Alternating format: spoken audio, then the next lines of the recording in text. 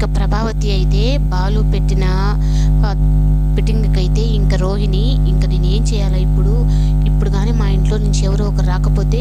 ఇంకా వీళ్ళు పదే పదే ఇంకా నన్ను ఆ విషయమే ఎత్తి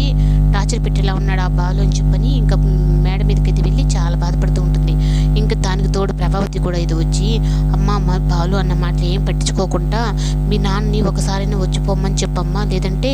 వాడు ఇంకా ప్రతి విషయంలో ఇలాగే మాట్లాడుతూ ఉంటాడు అని చెప్పని అంటుంది. అప్పుడు ఇంకా రోహిణి అయితే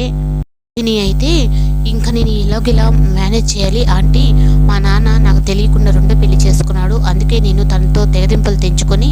ఇక్కడ ఇండియాకి వచ్చేసి ఇక్కడ బతుకుతున్నాను అని చెప్పని అంటుంది. అమ్మ చేసుకున్నాడు అమ్మ, ఈ వయసులో ఆయనకి తోడున్నది ఉండాలి కదా, ఇప్పుడు అదంతా ఫారెన్లో కామనే కదమ్మా అని చెప్పని మళ్ళీ దానికే అట్ట కవర్ చేస్తుంది. అబ్బా ఏం చేసేది, వీళ్ళు ఎట్లాగైనా వదిలేటట్టు లేరని చెప్పని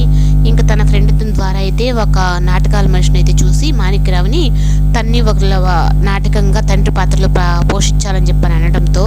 ఇంకా తనైతే రోజుకి నాకు 10,000 కావాలి, నేను ఒక ప్రోగ్రామ్కి పోయానంటే 10,000 దాకిస్తారు, అందులో మీరు జీవించాలంటున్నారు కదా, నాకు మాత్రం ఖచ్చితంగా 10,000 కావాలి, ముందు అడ్వాన్స్ 1,00,000 రూపాయలు ఇచ్చేస్తే నేను వెంటనే రేపటి నుంచి వచ్చేస్తానంటాడు. ఇంకా బ్రోకర్ దగ్గరికి అయితే వెళ్ళి నాకు 1,00,000 రూపాయలు కావాలని చెప్పని తీసుకుంటూ ఉంటే ఇంకా మీనా వాళ్ళ తమ్ముడైతే రోహిణి అక్కకి ఎందుకు 1,00,000 రూపాయలు ఇంత అర్జెంటుగా అవసరం వచ్చిందా అని చెప్పని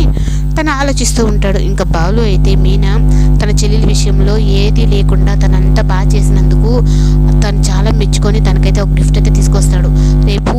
సుశీల డార్లింగ్ ఊరికి వెళ్తున్నాం కదా, నువ్వు అక్కడ ఏ మాత్రం తగ్గకుండా బాలు భార్యలాగా బాగుండాలి కదా, అందుకే చీర తీసుకొచ్చానంటే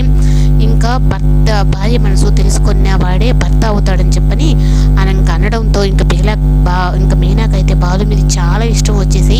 తనకి చూసి చూడనట్టుగా తనకైతే ముద్దైతే పెట్టేస్తుంది. అప్పుడు ఇంకా బాలు అయితే ఇంకెక్కడికో వెళ్ళి